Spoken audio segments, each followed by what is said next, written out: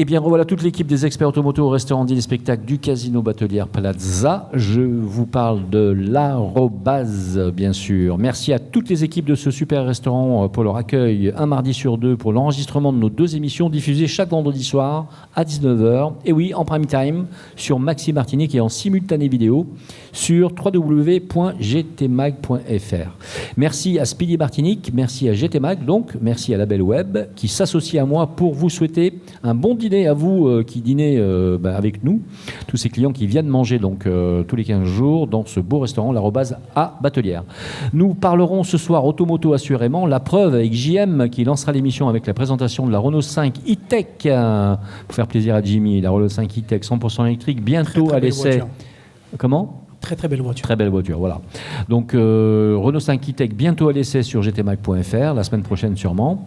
Grâce à Andrea Tufano, on parlera de ce qui change en 2025 pour les automobilistes, limitation de vitesse et radar plus futé. Vous allez voir que tout est fait pour vous piéger si vous faites des bêtises sur la route.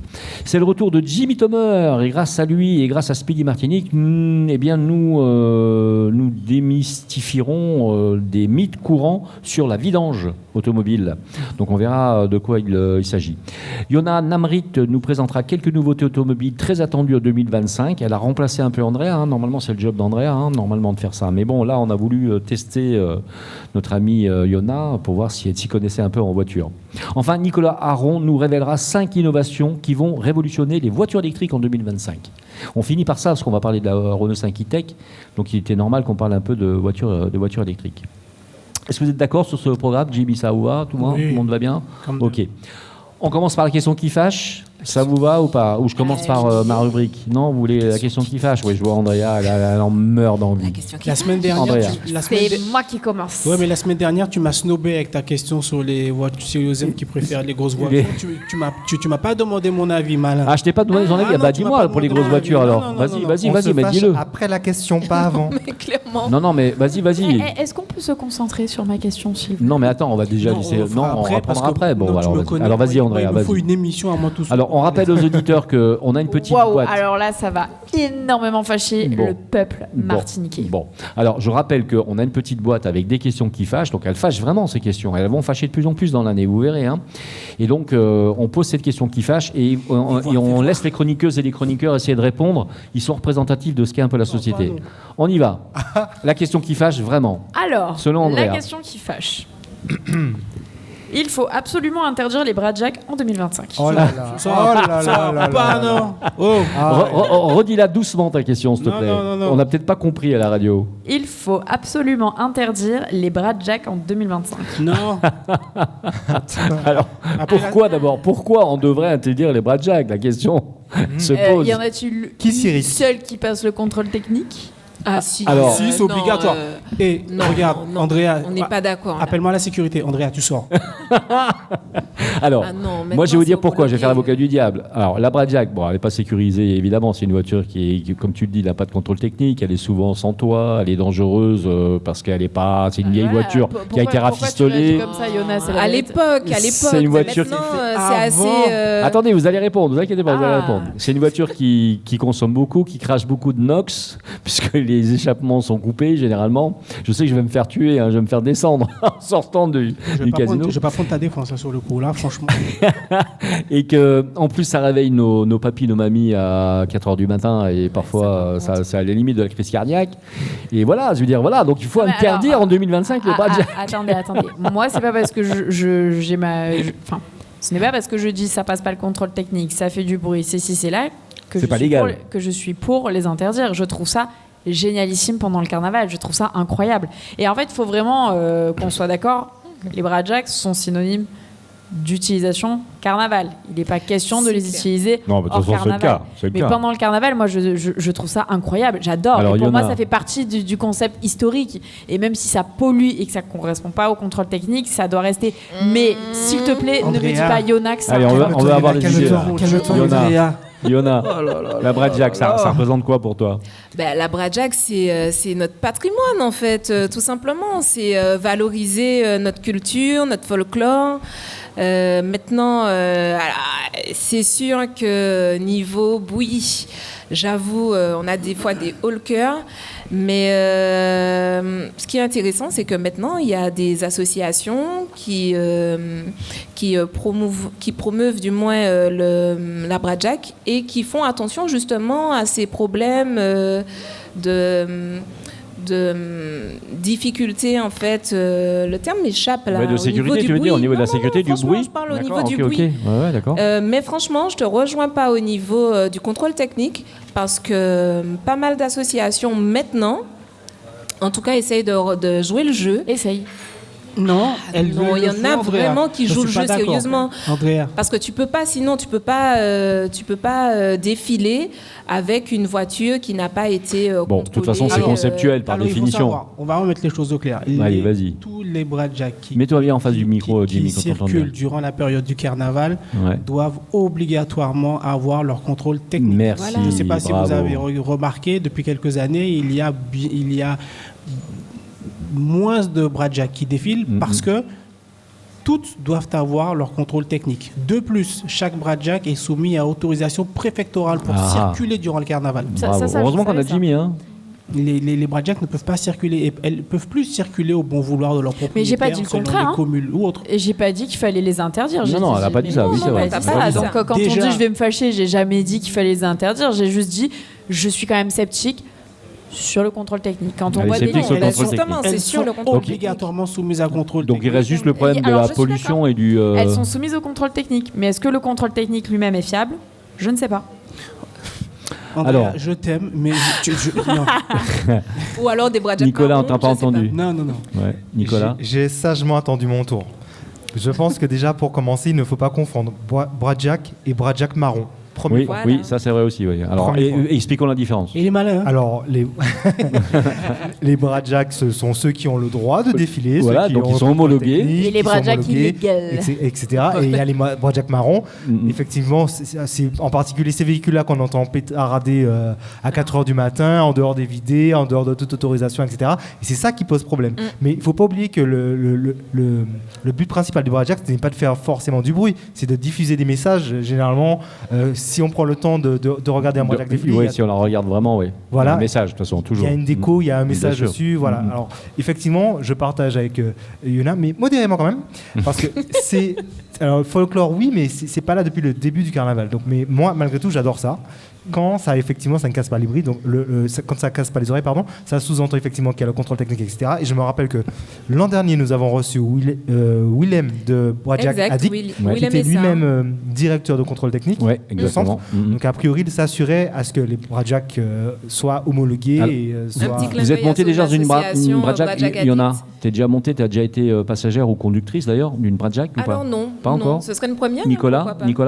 Alors, pas encore. Par contre, je serais curieux de voir Yona, parce qu'il faut être en condition, il faut être dans le Bradjack, mais il faut être habillé pour être dans le Bradjack. Allez, c'est parti, on se donne rendez-vous. Jimmy, tu as déjà essayé de monter dans une Bradjack ou non, pas encore ? Non. Andrea, tu l'as fait déjà ou pas ? Non, mais par contre, quand elles sont arrêtées devant le fort, etc., sur la promenade, je suis déjà... assis sur le capot, quoi, quand elle fait voilà, la voiture. Pour faire une photo, par exemple. Parce qu'il y avait tout le monde était c'est super fait pour ça aussi, véritablement. Tout le monde adore véritablement. montrer sa voiture et à un moment donné, elles sont pas tout le temps en train de circuler, elles se posent aussi devant tous les bars. Bon, et elles sont en stand-by. Et franchement, c'est super sympa. C'était la question qui fâche, d'accord. Donc ça a bien fâché. Ça a bien fâché. Voilà. Bon, c'est clair que ça fait partie du folklore et que bon, ça me paraît difficile de supprimer ce plaisir, qui est un vrai plaisir déjà visuel. Parce que c'est vrai que c'est intéressant avec ces fameux messages, etc. Enfin, c'est toujours marrant. Mais c'est une forme de recyclage en plus, d'ailleurs. En fait. La prochaine question qui fâche, c'est savoir si on supprime les chars pour Carnaval. Non, je plaisante. Voilà, c'est une question qui fâche. Elle est là. Et ça a permis d'en parler un petit peu. Oui, tu voulais rajouter, non ou pas ? Non, c'est bon. J'ai hâte que Jimmy sorte sa question qui fâche parce que... Non. Allez, moi je vous parle d'une autre. Alors là, on est carrément à l'opposé de la Bradjack, puisque donc la R5 E-Tech, la fameuse Renault 5, la reproduction de la Renault 5 comme on l'a connue à une certaine époque, est devenue la voiture de l'année avec l'Alpine A290, qui ont été élues toutes les deux début 2025 au salon de Bruxelles. Donc par un jury composé d'une vingtaine de journalistes qui s'appelle le COTI. Exactement, le Coty 2025. Et donc, ces deux voitures, c'est un doublé historique pour Renault qui a deux véhicules consécutifs qui ont été élus voiture de l'année. Parce que l'année dernière, c'était le Scénic. Je ne sais pas si vous vous rappelez qu'on avait essayé d'ailleurs avec Andrea. Très belle voiture. Très belle voiture, très bien réussie, etc. Alors, là, on est déjà sur le concept, le fait que les marques de plus en plus veulent revenir en arrière, hormis Citroën. Hein. Vous avez remarqué, Citroën n'a pas trop de projets pour revenir en arrière. Ils vont plutôt de l'avant avec la DS en particulier, enfin les DS, la marque DS qui se démarque un peu de Citroën, mais bon, voilà, ils sont plutôt dans l'avenir. Alors qu'on voit que Renault, et Renault en particulier, revient un petit peu sur ses modèles et revient un petit peu en arrière. Puisqu'il y a la Renault 4 qui va arriver dans pas longtemps. Qu'est-ce que vous en pensez, vous, de cette idée? Déjà, ce concept Renault 5, vous l'avez trouvé comment? Vous l'avez vu, déjà? Magnifique. Sur Renault 5 e-Tech. Et je trouve ça très malin. La nostalgie au service du marketing, et puis ça permet aussi d'être dans la tendance rétrofit, etc. Ça contourne un petit peu le truc. C'est ce qui s'est passé avec Fiat 500. Oui, voilà, tout à fait, exactement. Donc, Mini Cooper, Fiat 500, enfin toutes ces voitures-là... à un moment donné, elles ont surfé sur le vintage qui avait si bien marché. La Coccinelle aussi, bon, maintenant qui arrête en production, mais ça avait bien marché, ce côté vintage revisité. Donc, ouais, je pense que ça peut être... Alors, moi, c'est pas une génération qui me parle, mais je pense que c'est une voiture qui peut bien fonctionner. Mais là, ils ont reçu leur coup, en plus que finalement, quand on regarde l'ancienne R5 et quand on voit la nouvelle, sans compter la R5 R3, e-Tech toujours, mais R3, c'est-à-dire en version... de course, on va dire, qui est surgonflé, qui ressemble à l'R5 Turbo 2. Je ne sais pas si vous vous rappelez de l'R5 Turbo 2. Ils ont fait un malheur, ils ont fait une réussite totale. D'ailleurs, ils ont été tout de suite sélectionnés par le jury et ça paraissait évident qu'ils allaient sans doute être promus au deuxième de cette année, quoi, en voiture de l'année. L'Alpine A290, vous l'avez vu aussi, c'est la version un peu évoluée sportive de chez Alpine. Elle vous a marqué aussi l'esprit ou pas? Alors je précise qu'on va laisser la Renault 5 e-Tech, on l'essaye la semaine prochaine. Dans quelques jours, là, on l'essaye sur gtmac.fr. Il ne faudra pas rater notre essai. On va essayer de la décortiquer de A à Z. Je vous disais la 290 d'Alpine, ça vous parle? Alpine d'ailleurs, Renault, Alpine, la Formule 1, Andrea, bien sûr. Alors, je l'ai vu, je l'ai aperçu, mais je l'ai pas vu de suffisamment près. Et en fait, je vois pas trop la différence, moi, avec l'original, du coup. Il y en a un petit peu quand même. Ouais, voilà, je suis pas bien placé pour donner mon avis, alors. Bon, en tout cas, Renault marque des points, parce que si on regarde un petit peu ce qu'ils ont fait du côté des élections, justement, de voiture de l'année, il faut savoir que la première... Est-ce que vous savez quelle était la première voiture qui a été élue voiture de l'année de Renault? De Renault? La Renault 5. La quoi? Renault 5. C'était en 66, je vous le dis. 1966. J'étais pas né encore. Alors, ça vous dit rien? C'était la Renault 16. En 66, la Renault 9 en 82, la Clio 1 en 91, le Scénic en 97, la Mégane en 2003, la Clio 3 en 2006, le Scénic e-Tech en 2024. Alors, ils ont quand même un palmarès assez sympathique. Des voitures qui étaient plutôt populaires et qui ont plutôt fonctionné. Donc la Renault 5 électrique élue voiture de l'année au Coty 2025 est fabriquée de manière responsable et locale au sein du pôle Ampère Electric City dans le nord de la France. Parce qu'en plus elle est fabriquée en France, donc elle revendique ce côté gaulois, on va dire. Ça fait moins de taxes. Comment? Ça fait moins de taxes. Voilà, exactement. Bien sûr, par définition. Donc voilà, ces deux voitures donc, ont été primées et donc on les essaye la semaine prochaine. Jimmy... Non, pas Jimmy, Nicolas. La question qui fâche. La question qui fâche, avant qu'on passe à autre chose. La question qui Allez, c'est Nicolas, pour une fois, qui s'y colle, parce qu'il n'a jamais tiré la question qui fâche, Nicolas. Si, la première fois. Si, une fois, il me semble. Vous l'avez fait déjà une fois? On n'était pas très fâchés d'ailleurs. Allez. La boîte manuelle est plus efficace que la boîte auto. Question qui fâche technique. C'est bon, tu peux laisser sur la table. Alors, ça c'est Jimmy. Pourquoi moi? Parce que tu es le spécialiste de la voiture thermique, de la boîte de vitesse. Alors, pour le coup, ce sont les boîtes automatiques qui tiennent la dragée haute. Ouais. En général, les fonctionnements de boîtes automatiques sont toujours plus fluides et en tout cas en question rapidité, les passages de vitesse sont toujours plus rapides avec une boîte de vitesse automatique. Oui. Tout dépend. Tout dépend de l'année, en fait, du véhicule. Je veux dire qu'il y a des véhicules qui sont de... Dis-moi. Non, mais avant le 1940, il n'y avait pas de boîte automatique. Par exemple, je ne sais plus, attendez, je crois que c'était, il y avait l'ancienne 207 boîte automatique. Je veux dire qu'entre la boîte automatique d'un temps et de maintenant. Alors oui. Voilà. Bon, oui. On va pas comparer. Oui, tu veux dire c'est en fonction. Oui, tu veux dire en fonction de. Ah oui, d'accord. Non, c'est un point de vue, bien sûr. Une boîte Au niveau des voitures, au niveau des véhicules qui ont eu la technologie des boîtes de vitesse à double embrayage, effectivement, les passages de rapport étaient plus rapides que les boîtes mécaniques. Ça, alors, ceci dit, en rallye, on n'est pas sur des boîtes auto. Ah, ça dépend. Hein. Ça dépend des voitures. Bah oui, il y en a qui sont en boîte automatique. Ah, je sais pas. On est quand même très souvent sur de la boîte méca. Et même certains modèles, vous ne les trouverez jamais en boîte auto. Certaines Ferrari, certains modèles type, c'est que des boîtes méca. La Porsche est passée en auto, Ferrari 911 avec une boîte auto. Moi, c'est bizarre, j'ai l'impression qu'il y avait beaucoup de boîtes séquentielles. Moi, après, c'est peut-être un oui, aussi. Ah oui, séquentiel, il y a beaucoup. C'est peut-être un confort aussi sur les bouchons au moment où les voitures sont arrêtées. Une fois qu'on est passé, quand on passe de la boîte mécanique, si vous êtes d'accord, hein, à la boîte auto, après on a du mal à repasser en boîte méca. Complètement, c'est un plaisir. Non, Jimmy, c'est plus confort peut-être. Mais alors là, on parle de quoi? On parle d'utilisation lambda quotidienne pour le commun des mortels, ou on parle de sportivité, de technicité, parce que la boîte méca, elle a encore sa place dans la partie sportive, donc ça dépend non, mais le Kidam, c'est-à-dire 95, même 99,9% des gens qui nous écoutent, ils ont une voiture pour un usage normal, on va dire, de tous les jours.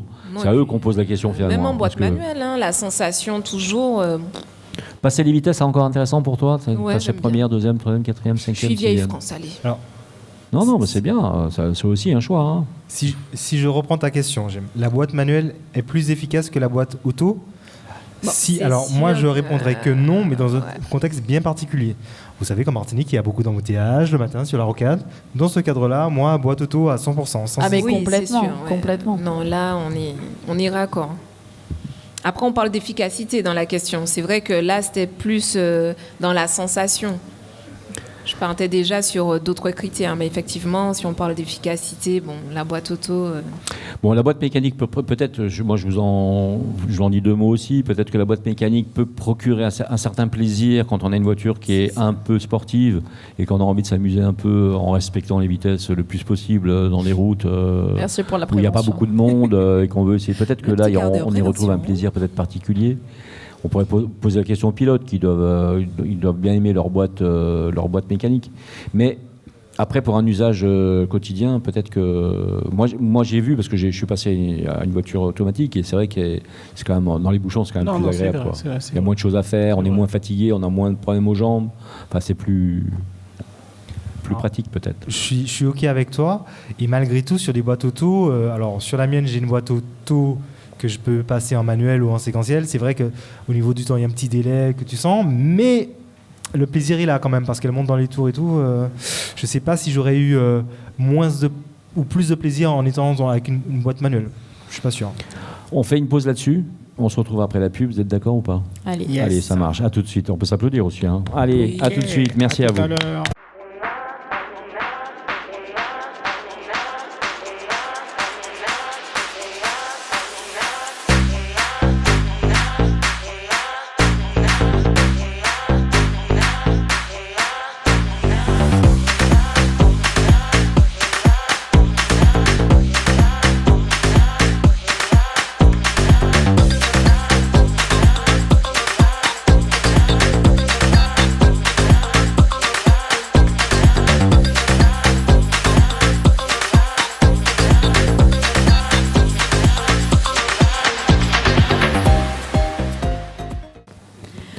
Vous êtes de retour avec la bande AGM sur Maxi Martinique en direct de l'arrobase du Casino Batelière Plaza. On se retrouve comme tous les vendredis soirs avec JM et toute sa bande. Et bien évidemment, on remercie nos fidèles partenaires qui sont la Belle Web, Speedy Martinique, le Casino Batelière Plaza et bien évidemment gtmag.fr. Merci encore à l'arrobase qui nous reçoit un mardi sur deux donc pour un dîner-spectacle. Venez nous voir, venez manger avec nous un soir, pourquoi pas, ça serait vraiment sympa. Il y a du monde et on est content.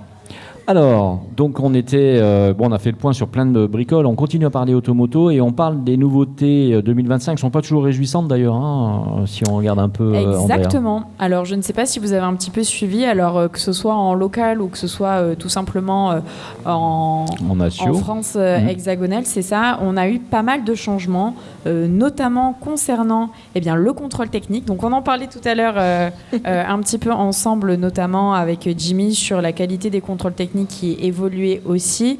Les radars qui sont toujours plus futés et toujours plus présents, sauf chez nous actuellement, hein, je tiens à le préciser. Des limitations de vitesse qui évoluent et la fin des critères 3 dans les ZFE. Donc je rappelle, les ZFE, ce sont... Zone à faible émission. Merci Jimmy. Enfin, heureusement qu'il est là, Jimmy. Franchement, Iona et Nicolas, vous pouvez prendre la porte parce que ça fait à peu près 4 émissions que je parle de ZFE. Il était tellement rapide. Non, mais on a voulu lui laisser la primeur, voilà. Non, mais le pire que nous a fait Iona, c'est que la dernière fois, elle est restée dans la voiture. Alors, elle n'est même pas venue, donc... Alors c'est ça. Donc en fait, dès 2025, on se rend compte que le contrôle technique subira quelques changements pour mieux s'adapter aux enjeux environnementaux et de sécurité. Alors bien évidemment, c'est lié à l'évolution du secteur automobile. Ces véhicules devront passer des tests plus rigoureux pour mesurer leurs émissions polluantes, notamment pour les particules fines et les oxydes d'azote. On se rend compte également que ce contrôle élargira pas mal de process qui inclura notamment une vérification accrue de l'état des batteries, notamment pour les véhicules électriques et hybrides. On se rend compte aussi... Vous faites ça chez Speedy, vous faites ça chez Speedy aussi, ce contrôle-là. Vous ne faites pas le contrôle, Speedy, vous arrêtez à la réparation. Hein. Pour la teneur en gaz des Ouais, teneur pollution, tout ça. Non, ça c'est les centres de contrôle. Les centres de contrôle qui font. C'est les centres de contrôle, mais après c'est vrai que je pense que de plus en plus de centres vont aussi se développer là-dessus et devenir de plus en plus spécifique parce que la demande va forcément augmenter, surtout avec le contrôle technique qui va être mis à jour. On se rend compte aussi qu'il va y avoir une évolution concernant les défaillances majeures liées au système électronique embarqué qui seront également contrôlées de manière plus stricte. Et oui, comme on disait également avec Jimmy, il y a de plus en plus de technologies, de plus en plus d'aide à la conduite et forcément, il va falloir le contrôler et assurer notre véhicule de sa fiabilité technologique. Et ça, c'est très important pour la sécurité routière et la sécurité du passager. Oui, puis c'est un durcissement surtout par rapport aux anciens véhicules et aux nouveaux. On essaye de coincer de plus en plus les anciens véhicules, les mettre au rebut finalement quelque part. Donc en renforçant le contrôle de sécurité, on élimine les véhicules anciens en fait. Hein. Ça va devenir plus cher bientôt de faire réparer sa voiture. On le voit notamment avec la fin des critères 3 dans les ZFE. Voilà. Et on a bientôt, d'ailleurs sachez que bientôt on ne pourra plus faire, on aura l'interdiction de réparer des voitures en critère 3. On ne pourra plus.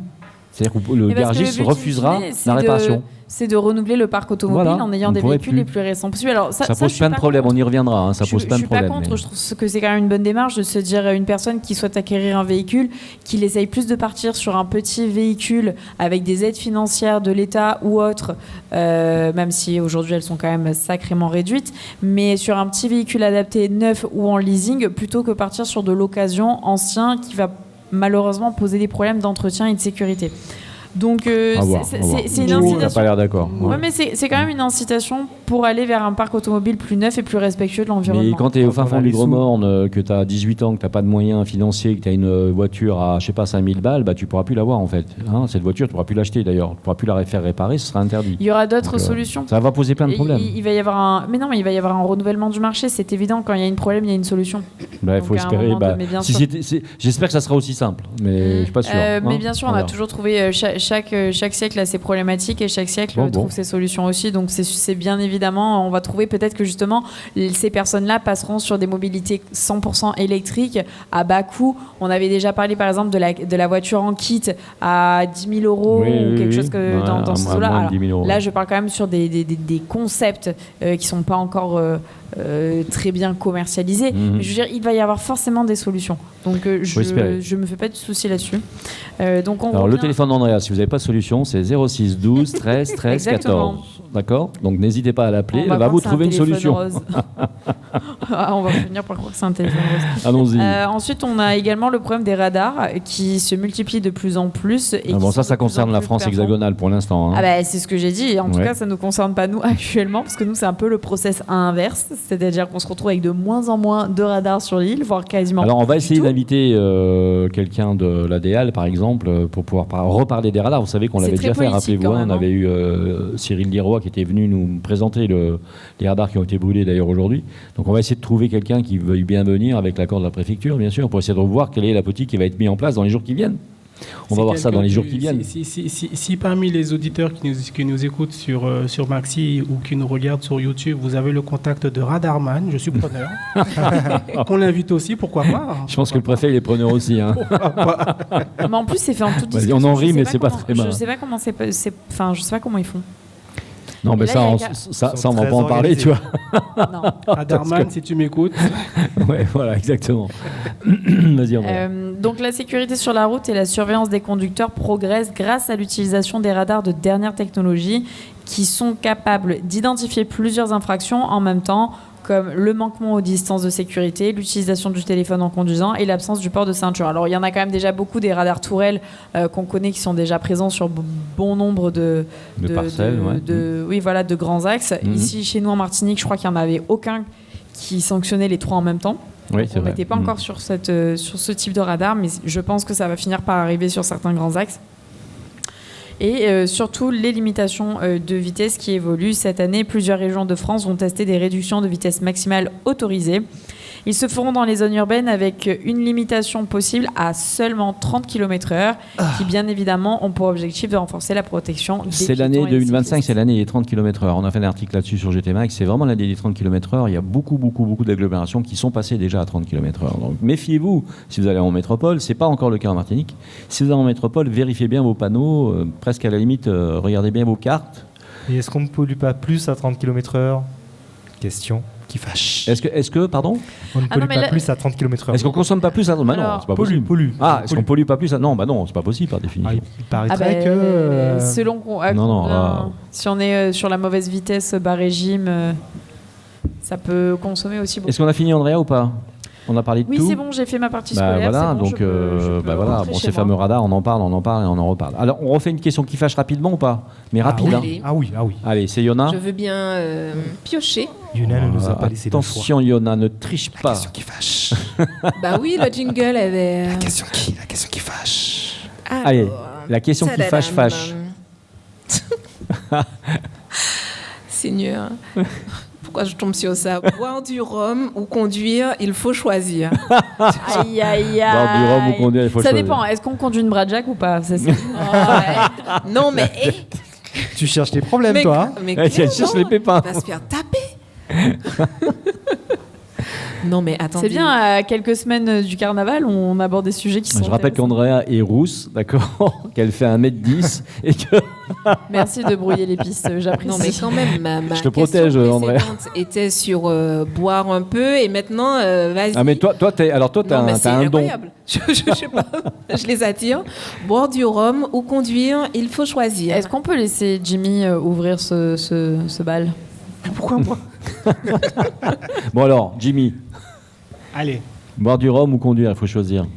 Allez, on va être sérieux. On évite de boire si on conduit. J'aime bien le mot éviter. Non, mais c'est vrai. C'est clair, c'est immuable. Ne surtout pas conduire si vous avez bu. Il faut être clair avec ça. Ça va éviter des tragédies, ça va éviter des blessés, des morts, enfin voilà. Et puis on en a dans l'équipe en plus. Hein, si on fait référence à Vanny, on sait ce que c'est un accident de voiture, on l'a vécu, c'est sûr. Moi j'envie les gens comme vous, Yona, Nicolas, Jimmy, Andrea, qui vivent avec une compagne ou un compagnon, puisque là vous pouvez faire un choix sympathique, dire ce soir c'est moi qui bois et puis toi tu conduis. Avec moi il n'y a pas de question en fait, parce que je ne bois jamais. Donc en fait, je suis la partenaire idéale en fait. Donc vous êtes deux à pas boire en fait, vous, c'est ça ? Ah si, lui il boit. Ah, il boit quand même un peu. Bah oui, mais moi je bois jamais, donc en fait il se pose pas la question. Il sait que c'est toi qui conduis par définition. Voilà, non, c'est génial. Pardon ? Yona. Tu seras le Sam du coup. Je suis la Sam Sam. à Vite Aeternam. J'ai tout Sam avec un E. Ayez une Andrea dans votre vie. Merci, Jimmy, Nicolas, exactement. pareil. Je suppose que vous faites ça, non? Moi, c'est ma femme qui... Il faut faire ça, il faut... Voilà. Non, chérie, si tu m'entends, je t'aime. Boire du rhum ou conduire, alors, il faut... Et effectivement, quand on sort, on décide de celui qui va conduire pour amener les deux sains et saufs à la maison. Quand on voit les conséquences que ça peut apporter aux familles, on parle des morts, mais on parle rarement des blessés graves, des gens paraplégiques, etc., etc. Donc bon, stop, on ne boit pas, point barre. Allez, la question est posée, c'est fait. Vas-y, Nicolas. Ce qui me désole beaucoup, c'est que le fameux boire ou conduire, il faut choisir, a été détourné et changé en boire ou choisir, il faut conduire. Tu vois. Boire ou choisir, il faut conduire. Presque, donc bon. D'accord. Il ne faut pas prendre ça pour une habitude. Hein.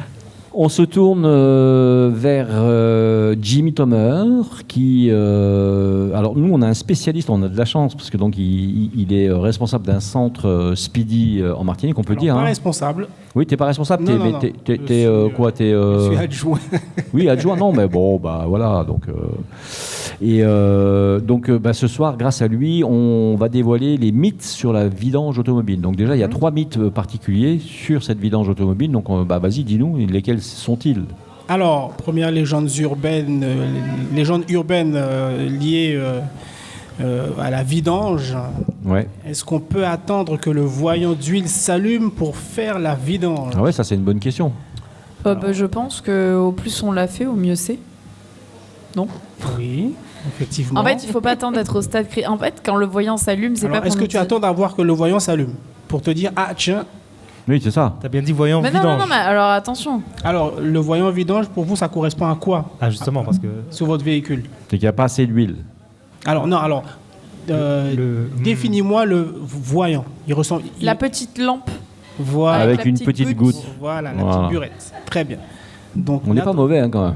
Donc n'attendez pas que ça s'allume. Quand ça s'allume, c'est déjà trop tard. Ouais, ah bon? C'est déjà trop tard. Ça indique... Mais c'est pas normalement censé nous prévenir au moment où c'est encore bon qu'il faut y aller? Quand ça s'allume, c'est que ton niveau est déjà trop bas et que tu as donc une pression d'huile qui est insuffisante.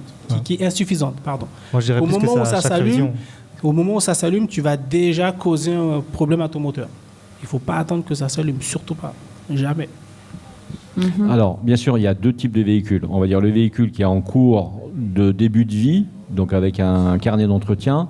Là, généralement, avant que ça s'allume, on a déjà l'entretien qui est prévu. Donc, logiquement, on n'a pas de voyant qui s'allume. Sur tous les nouveaux véhicules actuellement, voilà. Oui, il y a effectivement un message au tableau de bord qui indique service entretien, service vidange. Voilà. C'est juste un rappel. On a beaucoup de clients qui nous appellent en nous disant « Oui, j'ai le message qui s'est allumé. Est-ce que je peux continuer à rouler ?» C'est ça. Alors, oui.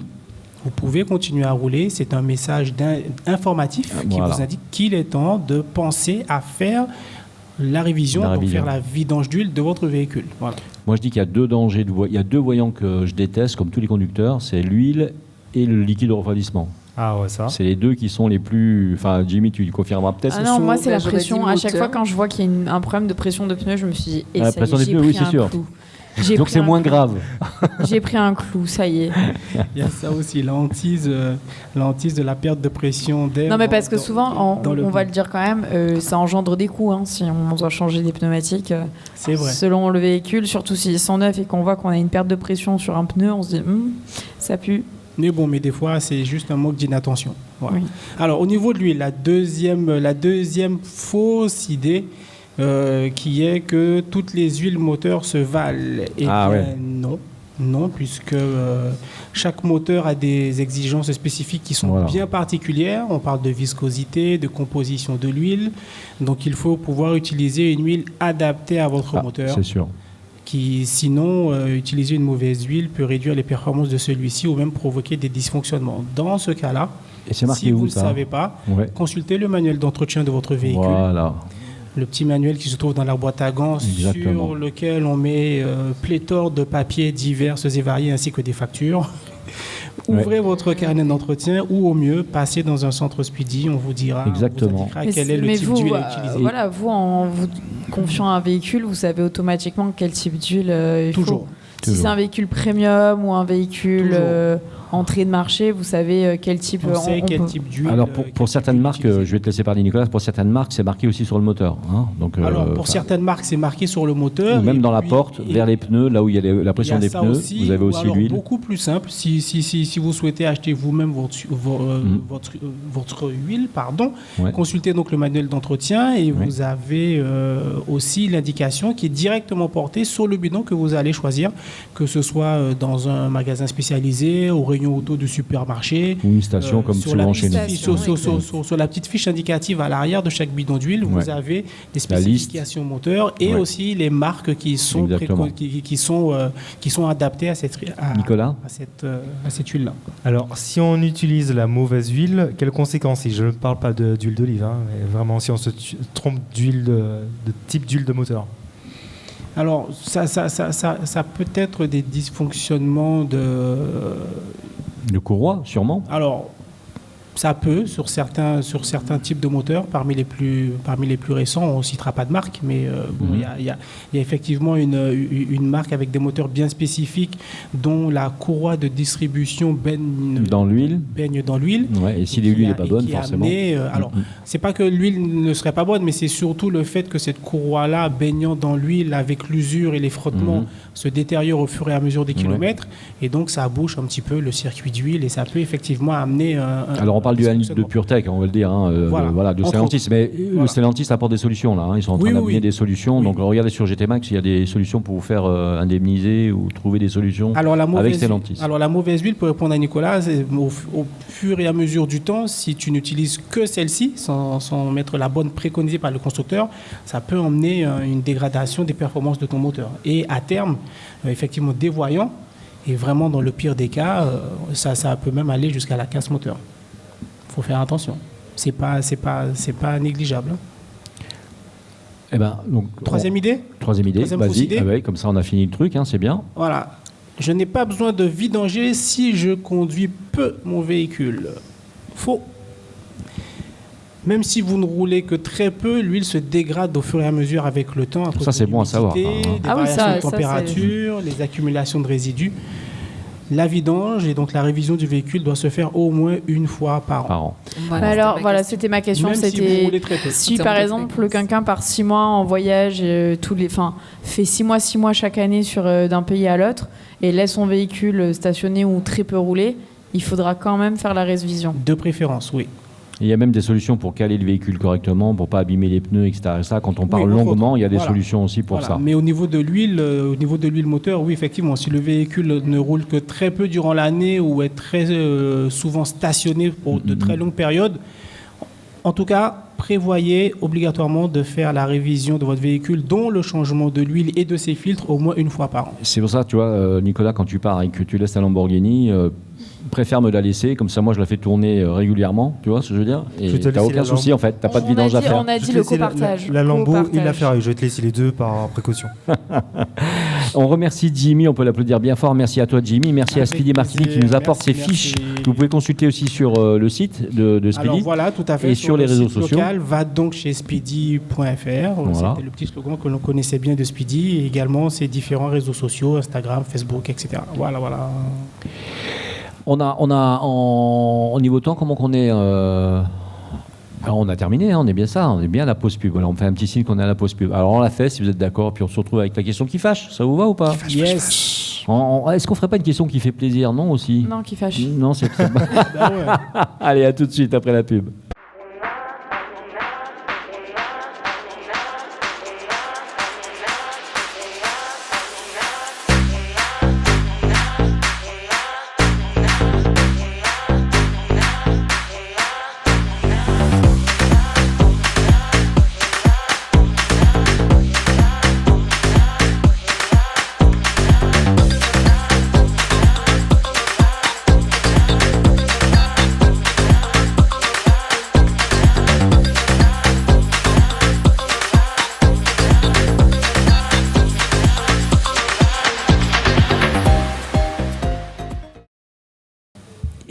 Et vous êtes de retour avec la bande AGM sur Maxi Martinique en direct de l'arrobase du Casino Batelière Plaza. On retrouve JM et toute sa bande dans le grand talk show Automoto des Antilles comme chaque vendredi soir. Eh bien, merci d'applaudir nos chroniqueuses et nos chroniqueurs et surtout nos fidèles partenaires. Je parle bien évidemment de la Belle Web, de Speedy Martinique, du Casino Batelière Plaza. Oula, je refais, j'ai bugué, j'ai fait une bafouille. Comme toi, j'ai fait une petite bafouille. Le Casino Batelière Plaza, l'arrobase et bien évidemment gtmag.fr.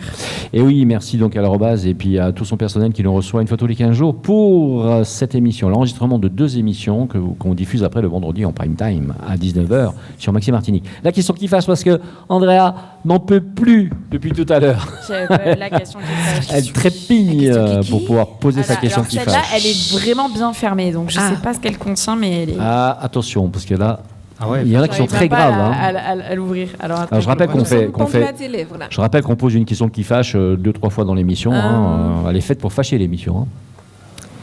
La question. C'est débat, mais ça fâche pas trop non plus. Bon, vas-y. La vitesse des camions doit être descendue à 70 km/h maxi. Ça fâche pas. La vitesse des camions. La vitesse des camions. Mais parce que ça nous impacte moins. C'est pas comme un sujet comme les bras de Jack où il y a il y a des motifs derrière. Voilà. Alors, par contre, il y a un vrai sujet parce que les camions roulent à combien, Jimmy? Tu le sais ou pas? Quelle est la limitation des camions en Martinique? La limitation de vitesse. Elle est débridée. Mais c'est noté dessus. Chaque camion a un macaron qui indique la vitesse maximale à laquelle il peut aller. La majorité des camions, c'est combien? C'est 90. Voilà, 90 km/h. Donc là, la question posée, c'est est-ce qu'il faut descendre la vitesse des camions à 60 km/h? Est-ce que les camions vous font peur en Martinique? C'est ça la question de fond. Alors, ça dépend où? Ça dépend sur quelle zone, parce qu'on est quand même sur un territoire où les routes sont quand même assez étroites et on a peu de triple voie ou de quadruple voie qu'on n'a pas. Donc c'est assez compliqué, mais je suis quand même aussi partisan de rouler trop doucement peut aussi être dangereux. Et à un moment donné, quand on voit un espèce de poids lourd à 70 km/h, il a l'impression de rouler à 20 km/h et des fois, ça va plus encombrer la voie et ralentir la voie.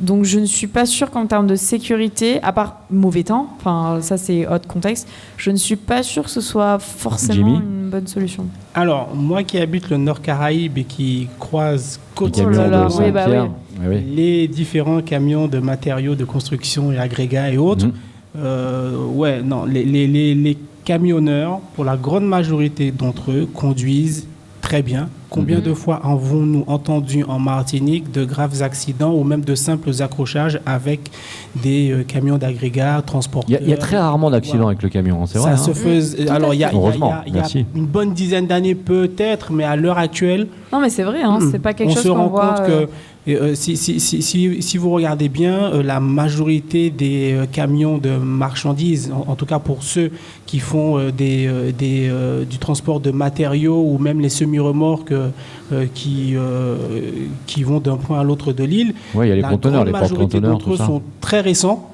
Ils sont quasi neufs pour la plupart et la quasi-totalité de ces conducteurs-là se conduisent très bien. C'est vrai, on peut le dire quand même. Nicolas, tu es d'accord ou pas? Alors, le problème pour moi, c'est pas la vitesse maximum, c'est le comportement. Et je pense que la vitesse doit tout simplement être adaptée à la situation. Donc, baisser la vitesse de 90 à 70, pour moi, ça change pas grand-chose. C'est simplement être conscient qu'il y a des endroits plus dangereux que d'autres et donc réduire la vitesse là où il faut. Voilà. D'accord. Il y en a, qu'est-ce que t'en penses, toi? Pas trop d'accord avec toi pour le coup. Pour moi, oui, il y a un impact à baisser... à 70, pour moi, c'est vraiment vecteur de bouchon. Et 60 même, je crois que c'était 60 dans la question. 70. 70, pardon. Change pas ma question. Non, vraiment, vecteur de bouchon. Et effectivement, je rejoins Jimmy. Je trouve que les chauffeurs, les conducteurs de camions sont plutôt responsables. Raisonnables. Voilà, raisonnables. Non, moins... Bon, surtout qu'ils ont un impératif en plus de livraison, d'heures de livraison sûrement, ou de... pour certains d'entre eux, mais après... Qualité de chantier, tout ça. Alors c'est vrai que si ils sont pleins, par rapport à la cargaison, c'est sûr, on adapte, on fait attention, mais bon... On peut dire que globalement, quand même, les camionneurs sont quand même assez responsables. Après, c'est je pense, pour aller dans le sens de Nico, que c'est aussi le comportement de nous autres automobilistes avec des voitures citadines et qui ne sont pas chauffeurs de poids lourds. Ouais. C'est savoir comment on appréhende le croisement ou aller dans la même voie que le camion. Par exemple, pour les semi-remorques, il y a un principe, et ça vous l'aurez peut-être remarqué quand vous arrivez dans un rond-point avec un semi-remorque sur la voie de droite. Regardez bien avant, le chauffeur va mettre son clignotant vous indiquant qu'il va empiéter sur la voie de gauche, donc sur votre voie, afin de pouvoir correctement prendre le rond-point. Et ça, très souvent, je vois que certains automobilistes klaxonnent parce qu'ils ne comprennent pas. Ils comprennent pas que le semi-remorque empiète sur la voie sur la voie de gauche afin de pouvoir correctement s'insérer. Exactement. Mais ça, je pense que c'est le comportement, enfin, en tout cas, l'attitude des autres automobilistes face à ces conducteurs-là qui doit être. Exactement. En sachant que n'oublions pas que la zone de visibilité du camionneur n'est pas la même que pour un véhicule et que c'est pas évident de voir les véhicules. D'ailleurs, des nouveaux autocollants qui sont apposés sur les camions l'indiquent. Qu'il y a des zones où on ne voit pas. Je me rappelle le camionneur ne voit pas un vélo, par exemple, ou une moto. Tous les camions ont un autocollant marqué angle mort. Donc le camionneur ne vous verra pas systématiquement derrière lui si vous-même n'êtes pas visible. Exactement. Par lui. Vous remarquerez que même si ça change pour les motards, les camionneurs sont beaucoup plus sympathiques. C'est-à-dire quand vous respectez ça justement, il y a toujours un petit coup de klaxon ou un remerciement du camionneur, puisque vous avez compris qu'il fallait laisser passer, laisser empiéter sur le rond-point. Alors que sur les motards, c'est pas encore toujours le cas, même si ça revient, enfin ça vient un petit peu. Je crois que je n'ai jamais eu un merci d'un motard avec le pied ou quoi que ce soit. Ça commence à venir. Ça commence à venir. Ça commence à venir. C'est un kiff. Ouais, c'est un kiff. Voilà, c'est ça. Honnêtement, jamais. Rapidement, on voit, il y en a les nouveautés automobiles très attendues en 2025. Il y en a quelques-unes des voitures qu'on attend. Oui, exact. Alors c'est vrai que effectivement, on est en temps de récession. Alors, il y a l'envers du décor quand on parle de récession. Pour les industriels, ce sera surtout après les difficultés en termes de chiffre de vente, de chiffre d'affaires, d'actionnaires, etc. Tu veux dire les concessionnaires, tout ça, voilà, c'est compliqué. Etc. Donc, c'est vrai qu'il faut pouvoir aussi se réadapter, on va dire, se réinventer plutôt. C'est plutôt le bon terme. Et donc, pour ça, sortir des nouveautés. Alors, pour cette année 2025, on va notamment parler de la Citroën C3 Aircross, qui est, ma foi, un bon compromis en termes d'économie et de produit fini, puisqu'on est sur un produit pour moins de 20 000 euros. En fin de compte, qui tout de même propose une carrosserie type SUV citadin. Donc, ceux qui connaissent bien la C3, il y a la i-C3 qui vient de sortir aussi, elle vient d'arriver en Martinique. Bon, la C3, c'est un best-seller de la marque, c'est la voiture la mieux vendue de Citroën. Donc elle devient en Aircross, effectivement. Donc c'est un petit SUV sympathique à des prix raisonnables. En France métropolitaine. Ici, il y a une marge un peu supplémentaire. Et oui. Toujours un petit supplément. Chez DS, des nouveautés chez DS aussi ? Oui, totalement. Alors, au niveau de la DS numéro 8, en fait, qui est beaucoup plus disruptive, puisqu'on va nous servir une motorisation électrique avec sa carrosserie et des formes totalement dédiées à l'aérodynamisme. Donc là, on est sur une technologie aussi embarquée. Et puis, on est sur une promesse de 700 km d'autonomie, 250 chevaux pour la version de base et une version 4 roues motrices. Donc, chez DS, la numéro 8, c'est sympa comme concept, on verra. Elle est jolie. Allez voir sur Internet, elle est sympa. Elle ne va pas tarder à arriver dans l'année. On parle aussi de la Peugeot 2008. Oui. Troisième génération. Sur une troisième génération. Alors, ce qu'on peut dire... On sera exclusivement propulsé par l'électricité. Et puis, au niveau de Peugeot, ils en ont profité pour intégrer un nouveau design et une calandre totalement revisitée pour que ce véhicule puisse mieux se confondre avec les autres qui seront toujours produites. Et puis le fameux volant Hypersquare. Le volant Hypersquare, exact. On a vu au salon de Paris. La grande révolution en fait de la marque sur ce produit. Mais il faut tout de même noter qu'il pourra du moins être en option sur le début de la gamme. Et puis l'autonomie surtout. L'autonomie. On pourra atteindre les 650 km. C'est pas mal. Pour une Peugeot 2008, c'est même plutôt en hausse. C'était 480 km en moyenne, globalement. Là, on passe à 650, c'est pas mal. 700, on a vu pour la DS, 650 pour la... Et puis la fameuse Renault 4, puisqu'on a parlé de la Renault 5. Et oui, la Renault 4 e-Tech. Nostalgie quand tu nous tiens. Exact. C'était mieux avant, la vie, non ? Vous trouvez pas ? On était en Renault 4, en Renault 6, Jimmy. Pour qui ça dépend. C'est top. C'était bien mieux. Je vous laisse parler. Les filles étaient sympas, tu vois. Jadis. Je ne vais pas surenchérir, voilà. Mais en tout cas, la R4, elle est de retour en version électrique et elle sera commercialisée en 2025.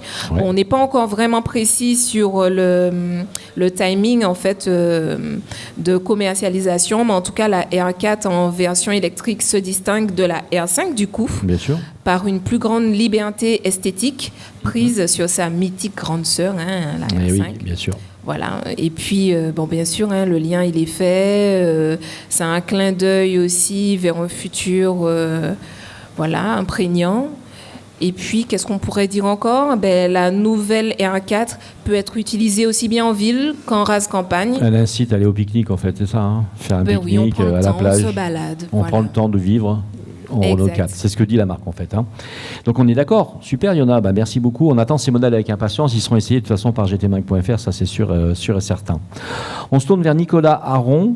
Parce que 2025, mine de rien, c'est 5 innovations qui vont révolutionner le monde de la voiture électrique. Ah là là, et on aura des comptants. C'est scientifique tout ça, on est d'accord. Ouais, tout ça c'est scientifique, tout à fait. Donc imaginez simplement une batterie, par exemple, qui dure 2 fois plus longtemps. Donc il y a des chercheurs de Stanford qui ont fait une découverte incroyable avec une méthode de charge à haute intensité qui booste la vie de nos batteries. Donc près de jusqu'à 50% d'autonomie supplémentaire. Donc c'est une révolution qui va faire chuter les coûts d'entretien et propulser la valeur de nos véhicules électriques. Ça veut dire que 700 km, on passe à 950, quoi, si jamais, avec cette batterie-là, quoi. Oui, c'est suffisant pour faire Sainte-Anne-Grand-Rivière. Exactement. Toyota propose déjà 1200 km. On y arrive, tout doucement, à des grosses autonomies. C'est le problème du recyclage toujours, mais on y reviendra dans une autre émission. Ouais. Et justement, en parlant de recyclage, deuxième grosse innovation avec le recyclage des batteries qui fait un bond. En Chine, des scientifiques ont trouvé le moyen de recycler les batteries presque intégralement grâce à l'aide d'acide citrique. Voilà. Une solution écologique et économique qui pourrait libérer l'Europe de sa dépendance aux importations. Et voilà, donc vous voyez comme quoi ça bouge quand même dans le secteur. On a une autre nouveauté qui arrive grâce à la percée des batteries à l'état solide. Ah là là là là. Alors, la Oak Ridge National Laboratory, a développé un électrolyte solide 2 fois plus puissante que les batteries actuelles. Donc c'est toujours en cours de développement. Donc imaginez une autonomie doublée, une sécurité accrue et des recharges ultra rapides. Dans l'ultra, on continue avec des batteries ultra légères. On a ultra rapide, effectivement, ultra légère grâce au silicium. Donc pour couronner le tout, des batteries donc ultra légères en silicium pourraient alléger nos véhicules de moitié. De quoi réduire la consommation et offrir des performances exceptionnelles. Et réduire les taxes surtout, parce qu'on a la taxe au poids depuis quelques temps. Alors réduire les taxes, mais aussi réduire l'impact environnemental. Et ça aussi, c'est prouvé scientifiquement. Donc une étude menée sur 12 ans par Berkeley confirme l'impact positif des voitures électriques sur la qualité de l'air. La pollution atmosphérique est en baisse constante grâce à l'électrification du parc automobile. Bien sûr, il reste encore du chemin à parcourir avant de voir ces technologies sur nos routes, mais la collaboration entre chercheurs et constructeurs s'intensifie et l'avenir de l'automobile électrique s'annonce plus prometteur que jamais. Alors même moi, je commence à penser à passer à l'électrique. Ouais, sans compter que les voitures électriques vont baisser en prix normalement si on n'écoute pas le PDG de Renault, c'est le seul qui pense que les voitures vont prendre 40% sur leur tarification dans les 3-4 années qui viennent, alors que tous les autres pensent qu'elles vont baisser. Et l'arrivée, c'est vrai, des marques chinoises en particulier vont permettre d'arriver à faire peut-être une transition énergétique à moins de 20 000 euros. On verra les Clipmotor qui arrivent, qu'on a essayé à Milan, en Italie. Ça arrive en Martinique, ça va démarrer. Là, ça démarre. Là, ça y est, la T03, le C10, vous allez en entendre parler dans pas longtemps. On va refaire les essais aussi. On fait la dernière question ou pas ? Qui fâche ? La question qui ? C'est Jimmy qui s'y colle ou pas ? La question qui Non, c'était Yona, tu l'as faite toi déjà ? Ouais. Andrea, non, elle est sevrée, Andrea, elle n'en peut plus. Il me semble que JM n'en a pas fait de questions qui fâchent, non ? Qui ça ? JM.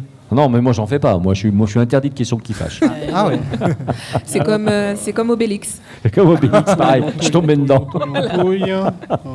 Jimmy touille. Oui, c'est le seul qui touille. C'est le seul qui joue le jeu. Attention. Oh là là, ça fâche. Alors, il faut arrêter les courses auto à moteur thermique. Et puis j'arrête, merci, au revoir.